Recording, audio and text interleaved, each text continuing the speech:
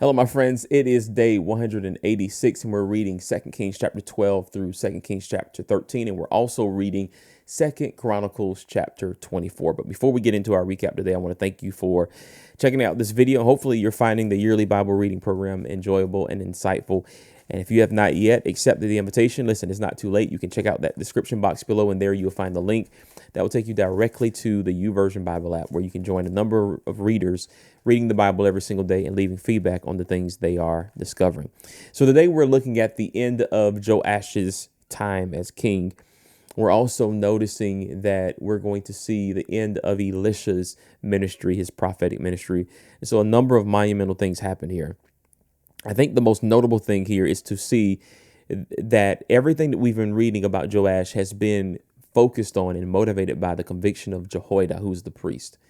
And up until this moment, we have not seen anything that suggests that the reforms that were made by Joash was the result of his own personal convictions, but rather they were the results of Jehoiada's conviction and the ability to leverage the king's authority is what led to the reforms. Okay, so we had the temple restored because the king, of course, has the right and the governmental authority to access the national treasury and organize and authorize certain building projects and renovations. But the purge that comes, the sort of reform that comes is basically ordered by Jehoiada. Now, to note that important fact, you won't get that detail from the Kings. You get it from the Chronicles. And in the 2 Chronicles chapter 24, what we discover is that Jehoiada passes away. He dies. The leaders of Judah come to Joash and then convinces him to reverse everything that Jehoiada did.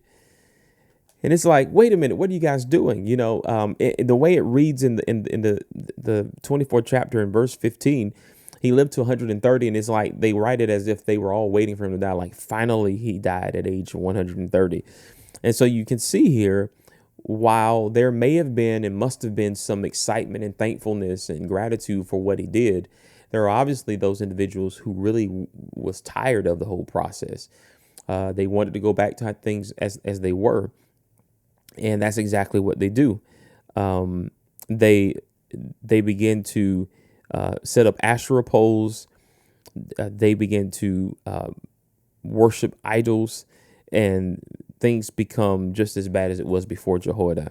And so you can see the danger of this and why Joash was not really the king that perhaps we all think he is. And so we all need a conviction. I mean, I think I may have said that before, but we all need a conviction, and we must make sure that our conviction is on by the things of for the things of God, and not just, some political moves that we're coerced into committing. So here we have it. Israel is in bad shape. Syria is knocking on their door. That's never a good sign. That's a big problem. And Jehoahaz is now reigning. And Jehoash is reigning in the stead of his father, Joash. And so a number of things are happening. Elisha is no longer here. He gives his final prophecy in 2 Kings chapter 13.